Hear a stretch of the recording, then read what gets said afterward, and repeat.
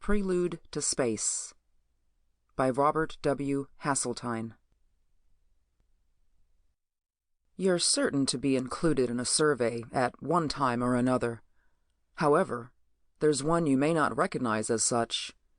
Chances are, it will be more important than you imagine.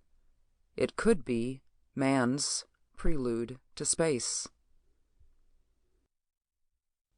I was climbing the steep side of a central Wisconsin hill, holding my bow away from my body for balance, when I first saw the stranger. He sat on a stump at the crest and watched me struggle up. As I drew nearer, I panted out a greeting and received his cheerful "Hi" in return. When I finally reached the top, I threw myself on the ground and began catching my breath. He did not say anything at first, just looked at the bow and the quiver of arrows at my back. Finally he said, "May I look at it?" and reached for the bow. I handed it to him. He examined it carefully and returned it. "Beautiful workmanship.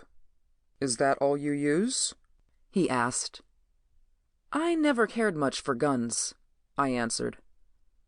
"I've always thought a bow gave the animal more of an even chance for his life."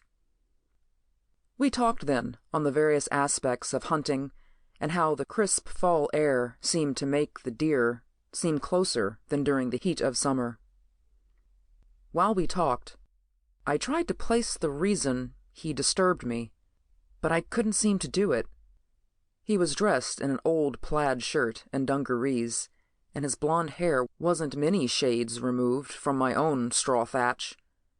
But there was something odd about him that I couldn't quite find. "Perhaps it's the cloth." His words surprised me. "You see, it hasn't been discovered on this planet as yet." My face must have shown astonishment, because he went on in the same vein. "I admit it's confusing, but it's also true. My clothes weren't made on Earth." He chuckled then, deep in his throat. "I don't blame you for being confused. I know how I would feel if I met an extraterrestrial being before space travel was a reality." I kept staring at him. Finally, I blurted out, "What in Sam Hill are you talking about?" He leaned forward on the stump, and his face grew earnest. "You might say I'm a poll taker. I have to decide certain things from various interviews with individuals I meet." "What are you trying to prove?" I asked. "I'm sorry, but I can't tell you that until I'm finished with the interview. If I told you, your interest in the subject would tend to prejudice your answers." "Fair enough. What do you want to ask me?" He pulled out a notebook and smiled. "These questions may seem a little silly, but I must have straightforward answers to them. Will you go along with me?" I nodded my head. "Let's see now.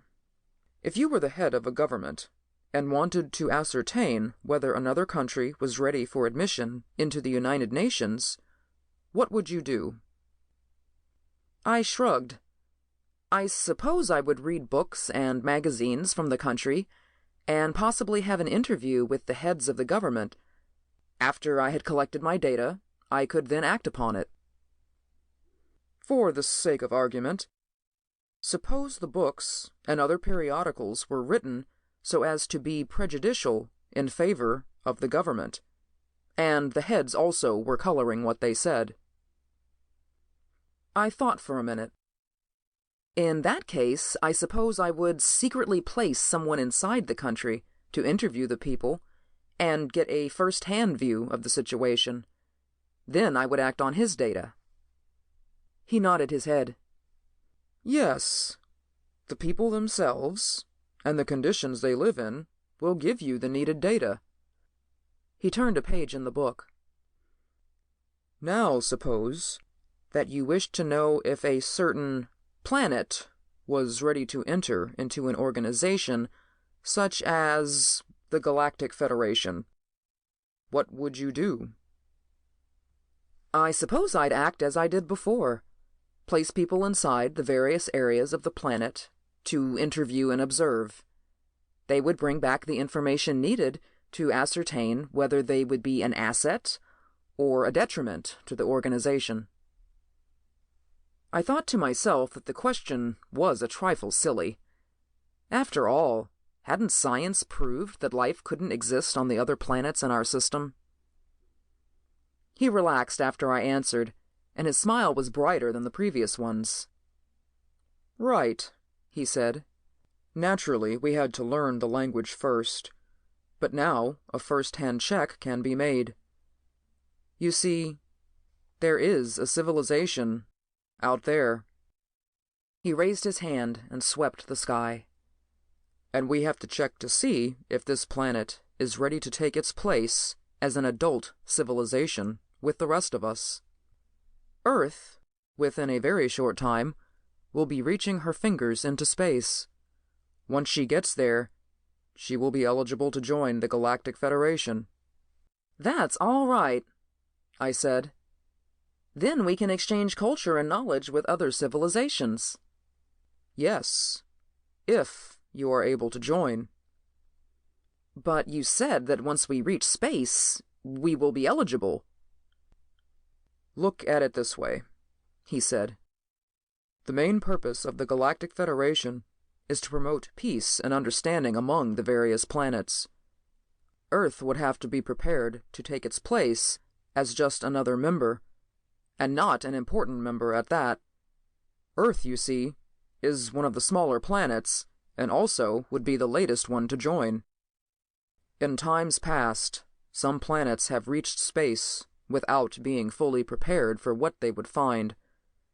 They still had internal troubles on their own worlds. We had to place them in quarantine until they reached that degree of civilization where they were ready to live in peace. Now, we check a planet before it reaches space travel stage. We find out the reactions of the inhabitants to certain situations. What sort of situations? I asked. Well, naturally, we want to see their artifacts as an indication as to their achievement. We have to know what the average man thinks of space travel and trade with other planets, and their ideas on peace and their feelings toward their fellow men. All are very important. Actually, when a planet once enters the Federation, the people are the ones who decide on peace and war. So if the majority of the people on a planet are peace-loving, that planet is ready to enter the Federation. But how do you find out all these things? I asked. When a man finds out what you're trying to prove, he may lie because he wants to get into space. His eyes held a mischievous glint as he answered. Simple. The art of telepathy has been highly developed among my race. I have your thoughts on everything I've mentioned.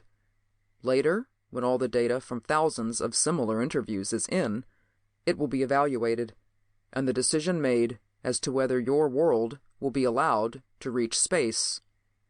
We have the means of keeping you from it if we decide you aren't yet ready. He stood up, and I followed suit. I must be going now, he sighed. This work keeps me on the run, and I have many more interviews to make. Believe me, it was a pleasure meeting you. I hope we meet again. Later. We shook hands, and he strolled over the hill into the valley. Perhaps I should have followed him, but it wouldn't have done any good, really, because a few moments later I saw something shimmering over the top of the hill. It was big and disc-shaped, and shot into the sky with a speed that was unbelievable. I still don't know what to think about him or what we talked about. I'm going to keep watching the papers, though, and hoping he got the right answers. If we reach the moon, I'll know he did. End of Prelude to Space by Robert W. Haseltine.